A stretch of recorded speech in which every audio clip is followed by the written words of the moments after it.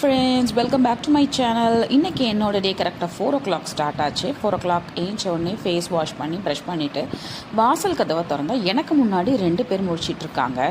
வெளியில் போய் பார்த்தா அது எங்கள் வீட்டில் இருக்கிற 2 நாய்க்குட்டியும்.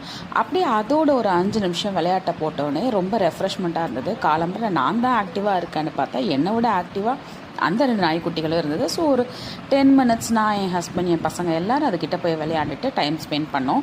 அடுத்தது என்ன டைம் ஆகிடுச்சு, விளக்கு பூஜை செய்யணும். ஸோ குளிச்சுட்டு வந்து பூஜை பண்ணுறதுக்கு ரெடி பண்ணிடலாம்.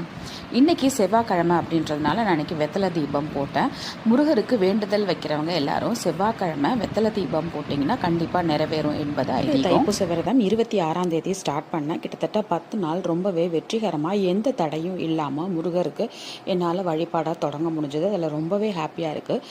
பூஜையெல்லாம் முடிச்சதுக்கப்புறம் பிரேக்ஃபாஸ்ட் அண்ட் லஞ்ச் ரெண்டுமே ப்ரிப்பேர் பண்ணிவிட்டு என் பொண்ணு ஸ்கூலுக்கு போகணும், நான் ஆஃபீஸ் போகணும். அதனால் சிம்பிளாக நான் வெஜிடபிள் குருமா, ரசம் அண்ட் முள்ளங்கி பொரியல் செய்யலாம்னு ஐடியா பண்ணியிருப்பேன். சப்பாத்தி போடுறதுக்கு குருமா வச்சா நைட்டும் அதை நம்ம மேட்ச் பண்ணிக்கலாம் அப்படின்றதுனால குருமா மாதிரி வச்சாச்சு.